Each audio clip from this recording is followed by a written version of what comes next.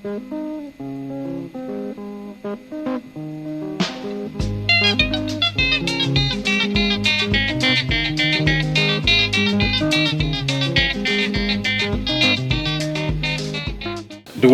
ku program ya Ndale mbuyomu pano pa Mzati Radio and Television. Dzina langa ndi Evans Matola. Sabata yatha munali ndi Fungai Chiwaya pamene mumapitirira nkhani yokhuza ndale za mbuyo makamaka Ulamuliro wa Dr. Bakili Muluzi. Zambiri ndiye zinakambidwa. Mukumbukireni bwino kwa mzathu amene tinali limodzi nkhani zokhuza kuti kaya kunali kukoma kwa boma kaya chidali chiyani koma amafuna kusintha malamulo akulu a dziko kuti sopano alamulire zaka zina 5 mmene munali mzaka zapakati pa 2004. Kodi nkhani imene inayenda motani? Zimenezo ndithu inu tinakupatsirani pano kudzera mu program imene tinakupatsirani ndi Fungai Chiwaya.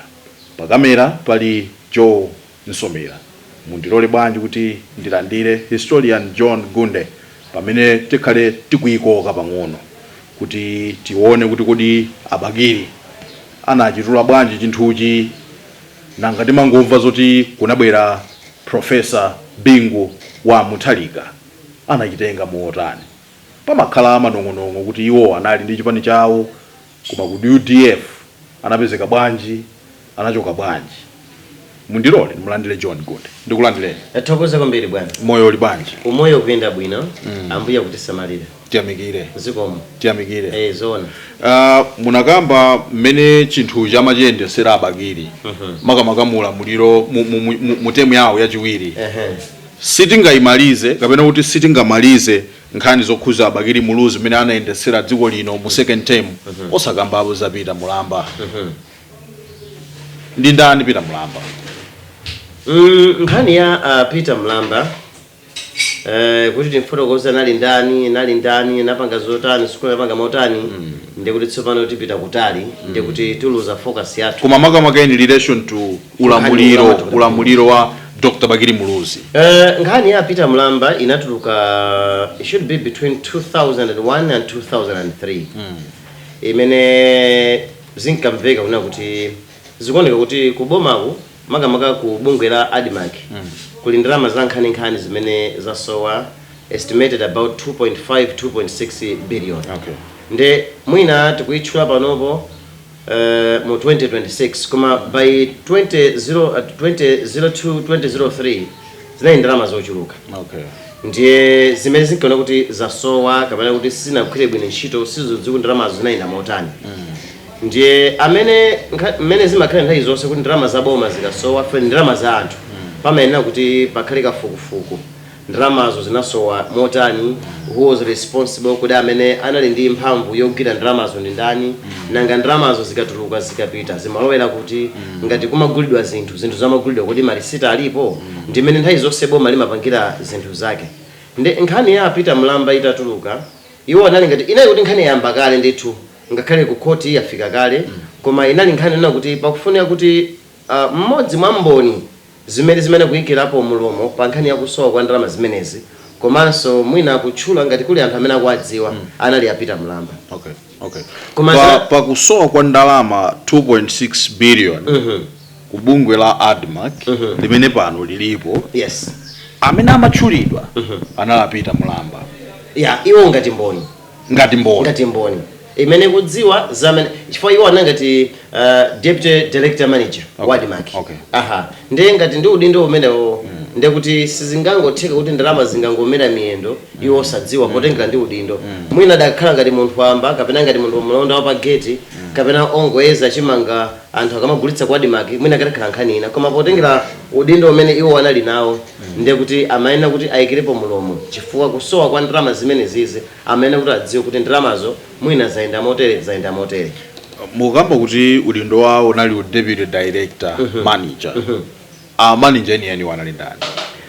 By that time manager eniwo sinkhani sinakhudzi kwambiri iwo chifukwa target imapita kwa iwo ngapata amene anali mboni munkhani imene. Okay, so iwo apokhala deputy manager nkhani inawakhuza kuti akachitire umboni ndalama zinasowa bwanji ngati imene zokhalira ku nkhani ya malezi kuti akuita nali yense amene akukhudzi umonso zinkachitikaso in that way chabwino ndithu nthawi imeneyi mwina a president a dziko anachita chani nkhani zonse nkhani ikachitika ndiye kuti directive yokhudza kuti nkhani ifufuzidwe ndiye kuti president amene amapereka a go ahead ndiye kuti zonse zimene zinkachitika mu nthawi imeneyi ndiye kuti a president Dr. Bakili Muluzi amakhala kudziwa kuti nkhani yokhudza ndalama zimene zasowa ku adimaki ikuyendesedwa motere ndithu amadziwa ndithu ndiye atengedwa kuti achitire umboni mwachidule nkhani imeneyi inatha bwanji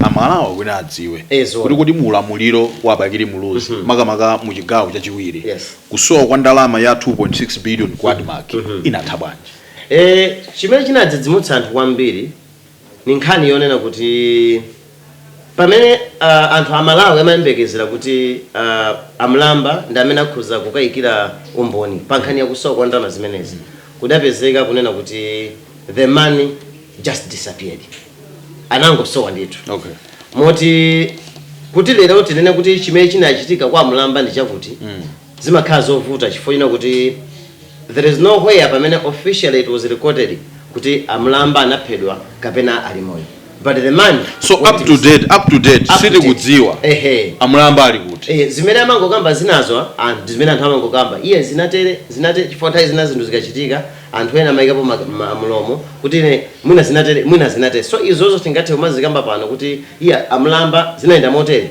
koma zimene zinangodziwika nzona kuti amlamba has just disappeared mwina tikhoza kuzipanga linki ndi zimene zinachitika nkhani ya Cashgate nkhani ya Cashgate tikudziwa kuti kunali mkulu inotchedwa Pomphwiyo anasowa ya Pomphwiyo was still Malawi mulamuliro watonse mayendedwe ake sanaoneka kufuna chabwino koma kuti mwina sitingathe kuziyerekeza ndi Pomphwiyo ndi amlamba nkhani ya amlamba ndiyosiyanako ndi Pomphwiyo chifuna kuti ya amlamba ndakuona kuti nthawi imene anthu amayembekezera kuti akaperekere umboni kuti nkhani yokhudza kusowa kwa ndalama yenda motere amlamba anangosowa amlamba anayitanidwa mubwere kukhona mmene zimakhalira nthawi zonse muchitire umboni kuone komiti mufotokozi kuti zinakhala motani pa nkhani ya kusokoleka kwa ndalama za ku adimaki kungosowa anangosowa ndipo panali zinthu zambiri zimene zinkakambidwa mu nthawi imeneyo manyuzipepala mawayiresa malemba komanso ngakhale kuboma mafotokoza ndiye kunali nkhani ziwiri zimene zimatuluka amlamba sakupezeka yoyamba inanena kuti amlamba aphedwa kapena kuti amwalira komanso yachiwiri inaliona kuti yayi wathawa mdziko muno so pa nkhani ziwiri zimene zizi nkifanimena kuti sitingathe kunena pano kuna kuti chinachitika kwa amlamba ndi chakuti chifukwa nkhani ziwiri zimene zinkangabidwa mu nthawi imene ndi ziwiri zimenezi mwina wina akhoza kukayikira kuti kusowa kwa amenewa pa nkhani yaikulu ngati imeneyi 2.6 billion ndalama yambiri nthawi imene tunena kwacha asanagwe mmene alili pano chifukwa tukamba za 2003 ndalama ili yamphamvu kwa basi those are the days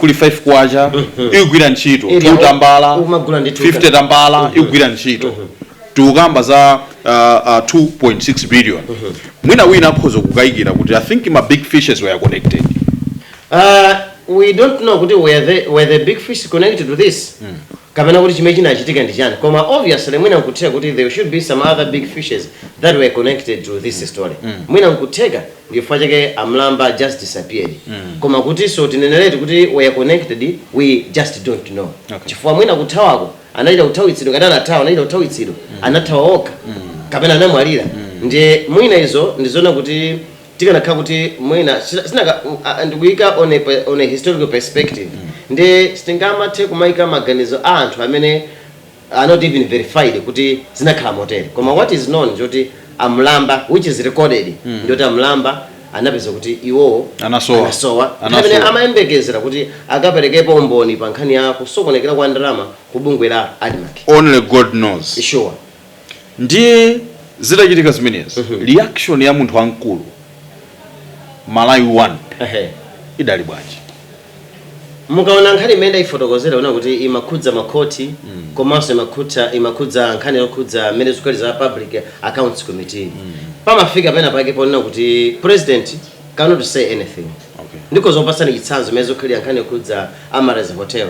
Mupezana kuti president cannot say something on that. Chifukwa wakhulupirira committee ndekuti nthawi imene yonso pada khala kagulu kanthu kamene kamayendetsa nkhaniyo. Ndesi tingane kuti president anapanga zotani anati chani pamene nkhaniyo imayendetsedwa ndi khoti komanso ndi magulu ena amene amakhudzidwa. Ndekuti zikatero zimakhala kuti tsopano president akumanga interfere ntchito ya committee imene yakhazikitsidwa kapenanso akulowera nkhani zokhudza makhoti. Okay. Koma nkhani ya mlamba inazira munjira yotero. Kwa mzathu amene mwangoyatsa kumene komanso kutsegula Mzati radio ndi television tikulandireni mkatikati mwa program ya Ndale mbuyomu. Ine dzina langa ndi Evans Matola amene ndikupatsirani programu iyi mu sabata ino. Ndipo ndili ndi John Gunde amene ndi historian. Pakamera pali Joe Msomera. Amene ndikupatsirani programu iyi ndi ku Mulanje. Masabata apitawa tinaliso konkuno kupatsirani. Sabata inonso tili konkuno kupatsirani. Kamphepo kayaziyazi kakutipita mphepete mwa mphiri la Mulanje. Ndiye chimene tikukupatsirani pano ndizokhuza ndale za ulamuliro wa Bakili Muluzi. Ena nkumata ayi ndithu sabata yathaso munakamba za Bakili kodi mwakakamira motani. Pali zinthu zimene zinachitika mu ulamuliro wawo. Ndiye taona apa kuti kunali nkhani yokhuza kusowa ndalama ku Admark. Ndipo nkhani imeneyi amene amayenera akachite umboni amene iyuyu anangosowa akudziwa ndi chauta kuti anayenda motani. Mukumbukira inu bwino kuti nkhaniso ya Mwanza Mada mathero akeso anali ameneyo akapita ku president wa dziko nthawi imeneyo amangoti sindikukumbukira angwazi Dr. Hastings Kamuzubanda iso akuti anangosowa. Chabwe tipitirire ndi program yathu. Atasowa chonje mwakamba kuti a president palibe chimene adalankhula. Chabwe zapita sopano.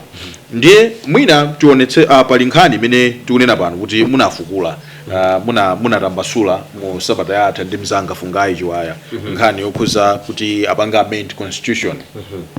Sopano zimene zinakanika zopanga amend constitution.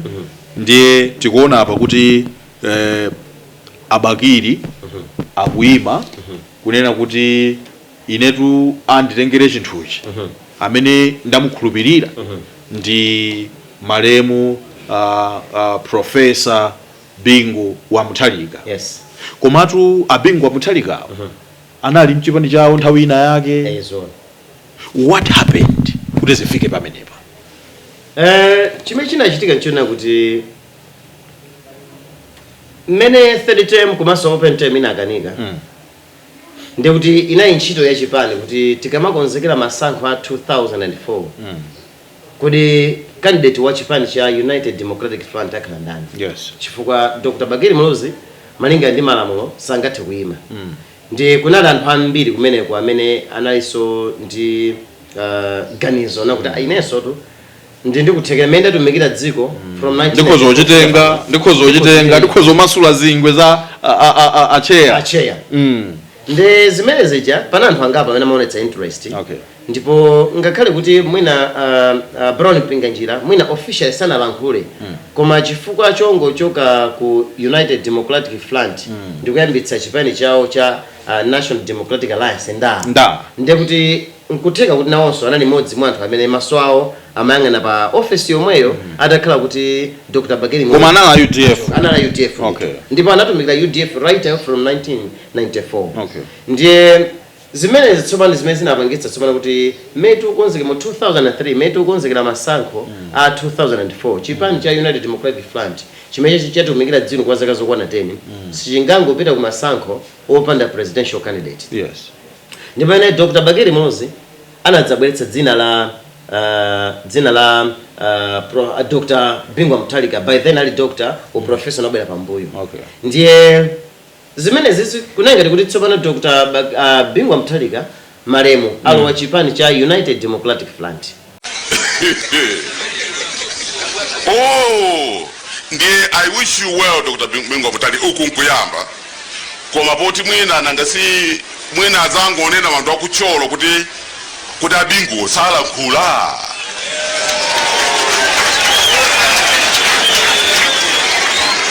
Zindu zatani ndiye mapuya wakuleke mapase ni moni wanda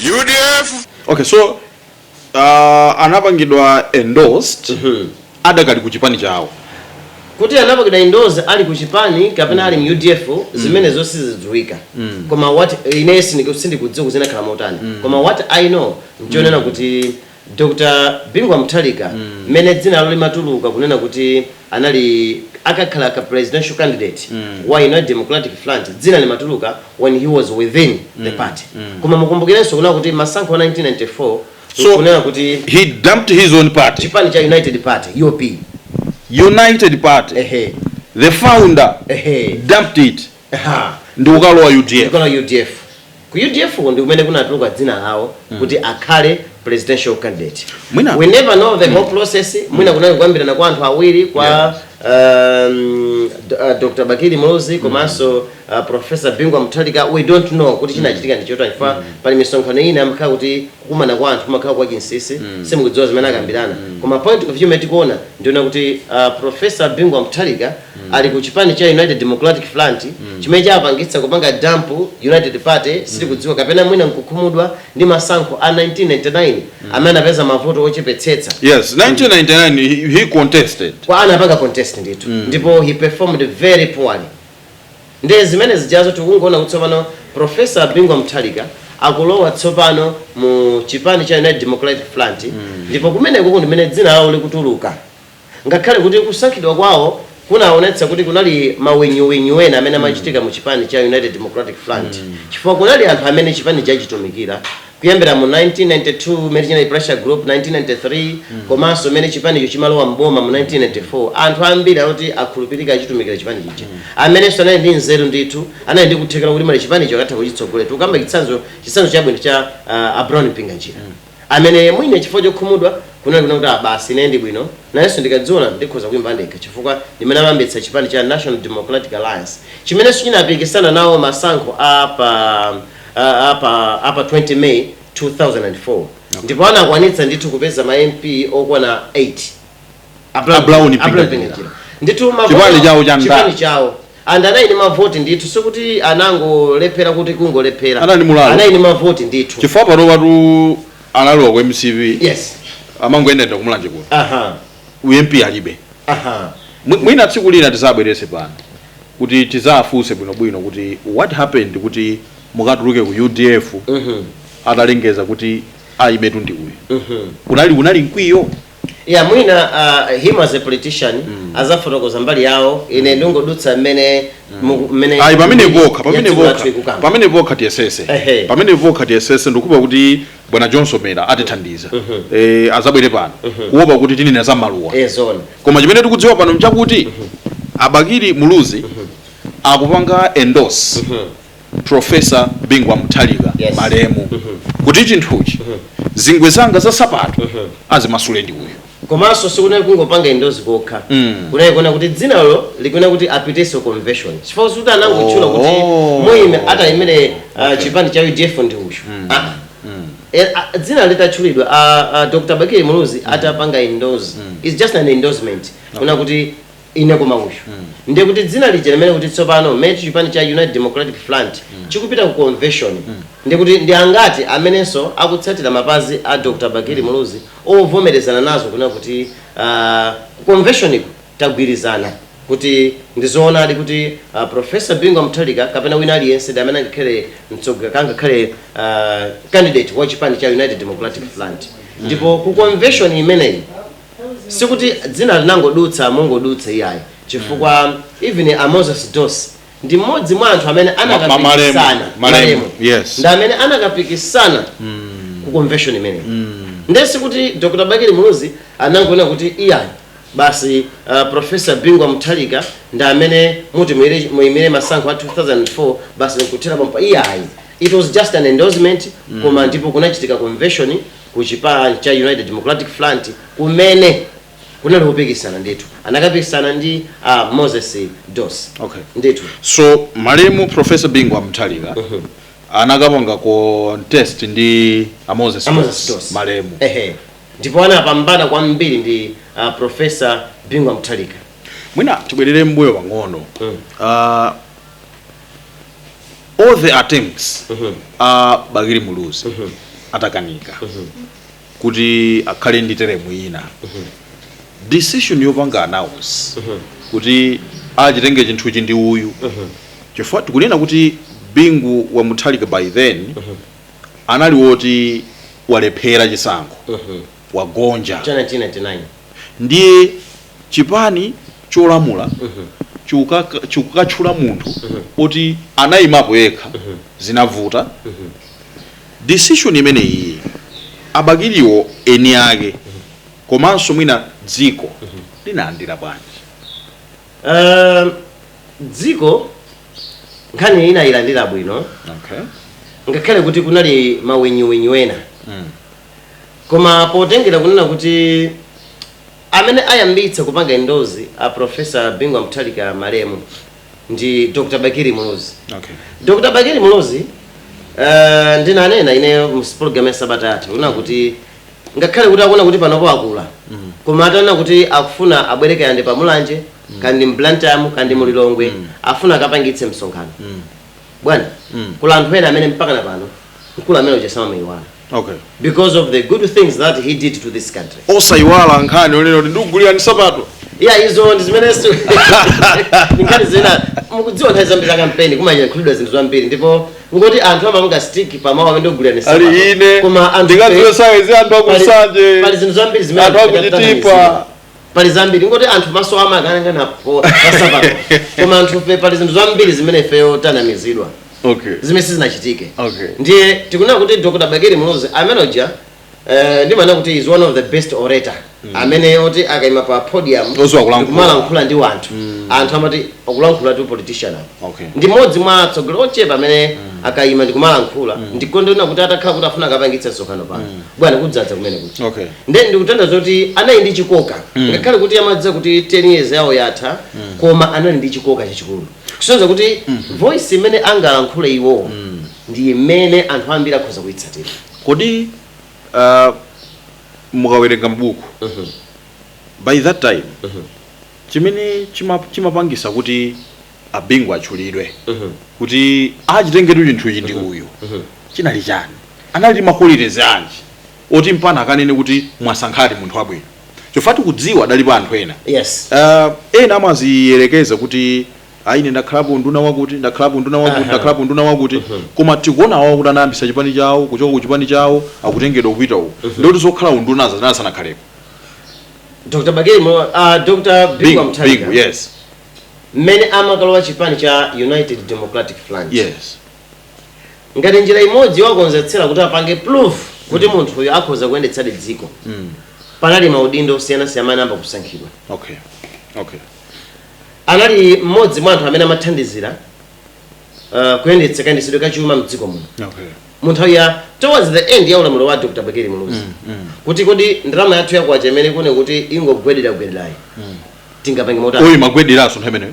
Kwambiri. It's not sikuti nkoyamba. Nthawi imene nkuti zinthu zambiri nakamba Sabata atha ndifungayo nakuti katundu wa zinthu by that time anali wakwera. Anthu sali pa ntchito. Ndi mavuto azachuma analo kuti dziko lino ayamba tsopano mafuta galimoto. Mafuta amene sikuti asane mavuto ochuluka kwambiri mwina nkutengera potenga ndi population ya wanthu komanso kuchuluka kwa magalimoto mwina ndi forex imene mapezeka nthawi imeneyo mwina imakwanitsa kupezesa mafuta okwanira. Koma kuti nkhani imene inena kuti mmene atasankhidwa atalowa mchipani cha United Democratic Front anakhalapo Minister of Economic Planning. Po wakonzetsera sikuti so amango wasachuma ngomsangalatsa osaka nduna zachuma koma Minister of Economic Planning kungopanga maplan azachuma paja kuma Minister of Finance komanso Economic Planning anaphatikiza koma nthawi zinaenda motero ndito. Ndiye kunali kuona kuti sikuti so kudai kungotenga munthu kuti ndasankha ndamene angayimene chipani cha UDF komanso akhale mukatsatira bwinobwino mmene Professor Bingwa Mutharika Malemu anagwirira ntchito ku dziko lapansi osaka ku dziko la Malawi. Anali mmodzi mwa anthu amene anagwirira ntchito ngati ku IMF komanso even ku World Bank. Ndipo ntchito zawo zimene anagwirira ntchito ku mabungwe amenewa zinali nkhani zokhudza anangati loan officer nkhani zokhudza kupereka ngongole ku maiko zina zoti amodzi mwa anthu amene maiko apita kukagwada kwa IMF kandi kwa World Bank nkhani zokhudza ngongole mmodzi mwa anthu amene akumana nawo ndi Professor Bingwa Muthalika Malemu. So Dr. Bakili Muluzi pomusankha samangosankha kuti angotenga munthu wongooneka kuti aoneka ngati munthu koma nali munthu amene zinthu zamazitsata nkutheka kuti popanga pick Professor Bingwa Muthalika amadziwa kuti mavuto azachuma amene tikukumana nawo mkulu amene ndi amene akhoza kutilongosolera ndi kukonza zinthu dziko. Abingu Atembo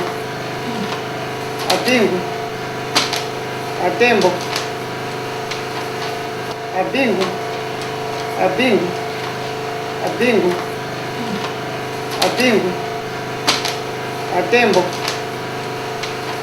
tumene tinali kungobwerera mbuyo chabe koma tiliponena kuti a Moses Dos Malemu ndi a Bingwa Muthalika Malemu apikisana ku convention ku chipani cha UDF. Yes.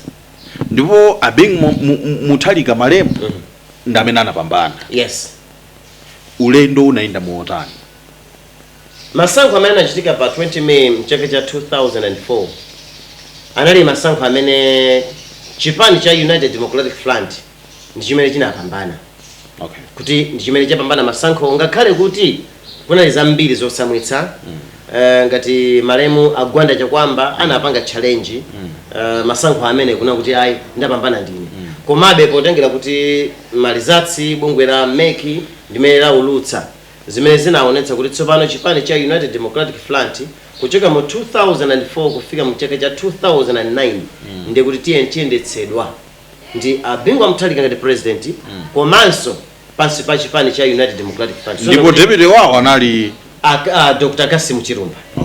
Nde tikite kuti mene amatenga Dr. Bingwa Muthalika from 2004 anthu ambiri ankayembekezera kuti dziko lisintha mukayendesedwe kachuma koma apapa kungopanga clear Kasim Chirumba anamangira iye ndi zimene zinkachitika nthawi imeneyo. Yes. Nde kumangidwa kwawo sitingangofika pomangidwa kungopanga clear kuti chifoti tachulapo tibwerapo koma mulandu wake tifuna kuti tiyende step by step kumangidwa ndi kutsogolo koma mukundifunsafunsa kuti kodi dzikoli a Bingwa Muthalika analendetsa bwanji. Ndiye tikuyambira pamenepo kumangidwa kwa Dr. Kasim Chirumba that is after 2005 now. Koma tikuyamba mu 2004 pamene tsopano amatenga dzikoli ngati mtsogoleri wa dziko lino Professor Bingwa 2004 achitenga chinthuchi. Ndipo deputy wawo kapena kuti vice president anali Dr. Kasim Chirumba amene alipo padakali pano ali ndi chipani chawo padakali pano. Chabwino achitenga chipanichi anachitenga bwanji chifukwa tikudziwa kuti panabadwa DPP yawo. Panali zambiri zimene zinkachitika ndi mavuto sukuti anayamba mu 2004 akuonetsa kuti mavuto analiona kuti ayamba even before 2004. Chifukwa chonena kuti nkhani yomwe ichimetena kuti paneka gulu kena kanthu kamene sikankakondwabe kunena kuti ndikumeta chokera ndi bwanawa basi udindo wa president wa chipani wangupita kwa munthu wina kamena udindo wa president wa dziko lino wapita kwa munthu amene mwina mu chipanimu sanakhalemo. Nde ena ndi ena anayamba kuonetsa kuti they were not happy. Nde mmene tsopano timayenda kuti 2004 May June umafika mu timathamangira cha ku 2000 mzaka cha 2005 ndipene zinkangomveka ngati kuna kuti pali kusambana kwina kumene kuchitika ndiye chifukwa kuti ni nkhani zimene zimangomveka ngati mphekesera sindingathe kuzifotokoza kuti kusambana kumabwera pachifukwa zakuti chifukwa zimenezo ni mphekesera anthu ena ine nthawi zonse ndikamba mphekesera koma makamba zimene something that is recorded in the book. Anthu ena anayamba kuyankhula kuonetsa sakukhutira ndi kuti chinthuchi chapita kwa Muthalika. Komanso not only that zikuonetsa kuti mwina akayendesedwe kaboma panali kusamvana kwina kumene kunalipo pakati pa Abingu ndi mbali ina ngati Dr. Bakili Muluzi ndi anthu ena makamaka pa nkhani yakayendesedwe ka dziko. Timire pamene ndothokozani kwambiri. Ndathokoza kwambiri munalola tikumanenso sabata mawa zikomo kwambiri pamene tikhale tikuyenda sono mwachindunji zona chamike kwambiri zikomo ndimene mumene tafikira kumapeto ndi program yathu ya Ndale Mbuyomu pano pa Mzati Radio komanso television. Zina langa ndi Evans Matola ndipo ndinali ndi John Gunde, pa kamera panali Joe Somera amene ndi konzi komanso nyamata othamangathamanga osayiwala kuti ndi wachiwiri kwa Namalambo ona mapulogalamu Mzati wonse. Ine malo mwa mzanga wonse kuno ku Mzati tingoti makoma nonse.